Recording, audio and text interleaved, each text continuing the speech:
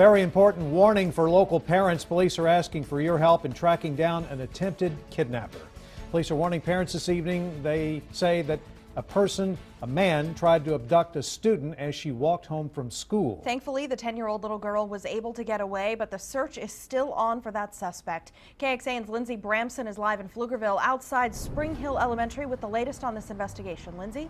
Well, Shannon, when students left school earlier this afternoon, they went home with a letter in their backpacks warning parents about what had happened. Now, many of them tell me they're not letting their small children out of their sight until whoever this suspect is off the streets and behind bars.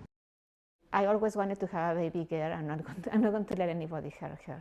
Gracie Roberts is the mother of 10-year-old Annabelle.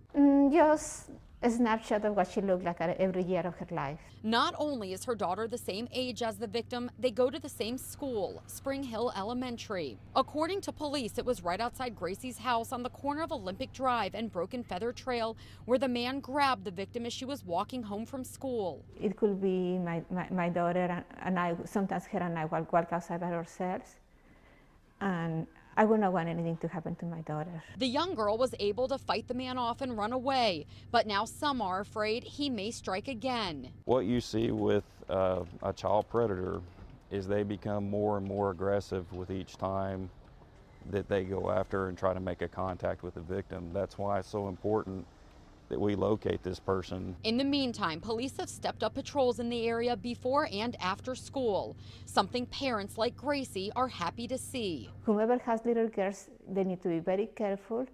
I'm just, by nature, I'm very protective of my child, but everybody should be very careful with their kids because it's the most important possession that we have. And police released this composite sketch of the suspects based on information the victim was able to give to them. Now listen closely. She says he's Hispanic, about 6 feet tall and 200 pounds.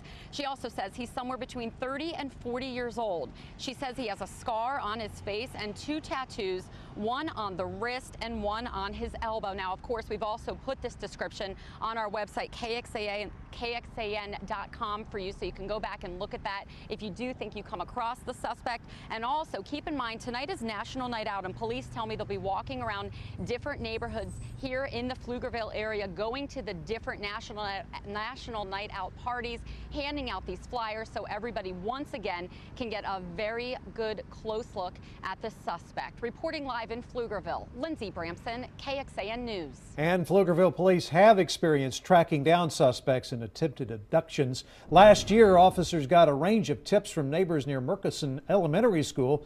That's after a series of attempted kidnappings near there. Police say those tips led to identifying Justin Johnson as their suspect.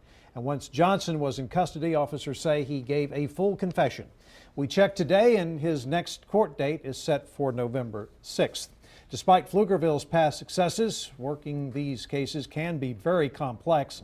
Austin police told us today an attempted kidnapping case from last month in West Austin was downgraded to a suspicious persons case. Yet on the same day, officers arrested a man in East Austin after he tried to grab a 13-year-old girl. And in Round Rock, there has not been any progress in a case from June. That's when an 11-year-old ran off after a driver in a car attempted to threaten him with a knife.